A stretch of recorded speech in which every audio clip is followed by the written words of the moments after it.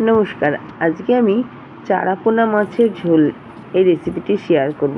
এর জন্যে কিছুটা চারাপোনা মাছ ভালো করে ধুয়ে পরিষ্কার করে রেখেছি। মাছগুলো বেশ কয়েকবার ধুয়ে এর মধ্যে নুন আর হলুদ মাখিয়ে নিলাম। এই নুন হলুদ মাখানো হয়ে গেছে। এবার মাছগুলো আমি ফ্রাই করব নুন হলুদ মাখিয়ে।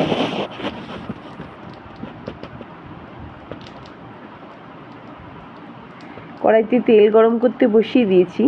তেল এদিকে গরম হচ্ছে, তেল গরম হয়ে গেছে, সেই জন্য আমি মাছগুলো একটা একটা করে ছেড়ে দেবো ভাজার জন্যে। এবার মাছগুলো এপিট ওপিট উল্টে ভেজে নিয়েছি।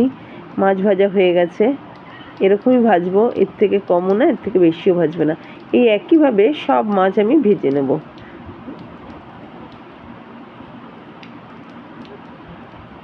দুপিট উল্টে ভেজে মাছ ভাজা আমার হয়ে গেছে। সবটা মাছ ভেজে নিয়েছি। এবার এই চারাপোনা মাছের ঝোল করার জন্য একটু মশলা নিচ্ছি।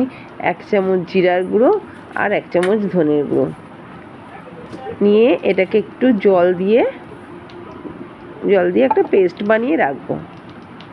এই গরমের দিনে খুব কড়া গরমে এই চারাপোনা মাছের ঝোল খেতে বেশ ভালো লাগে, আর এর জন্য খুব বেশি মশলার প্রয়োজন নেই।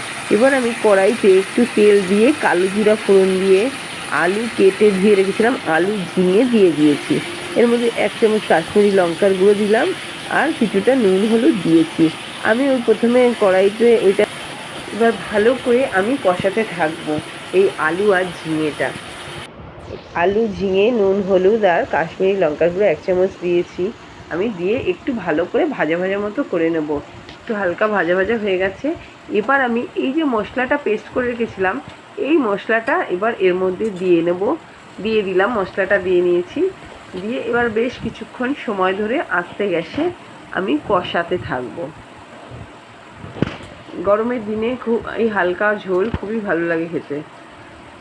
এই ঝিঙে আর আলু দিয়ে এই মশলাটা দিয়ে বেশ আরও কিছুক্ষণ কষাবো।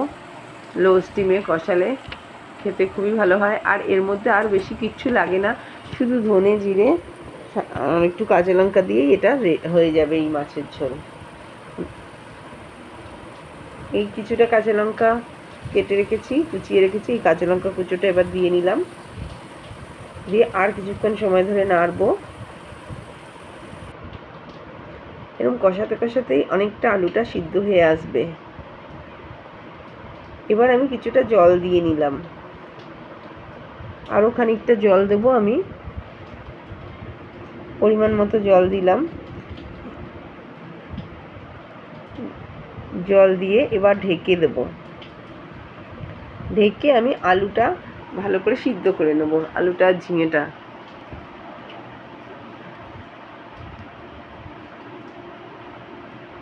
ঢাকা দিয়ে আলু ঝিঙেটা মোটামুটি যখন সিদ্ধ হয়ে এসছে, প্রায় দেখলাম সিদ্ধ অনেকটা হয়ে এসছে, এইবার আমি এর মধ্যে যে মাছগুলো আমি ভেজে তুলে রেখেছিলাম সেই মাছ ভাজাগুলো আমি দিয়ে দিলাম।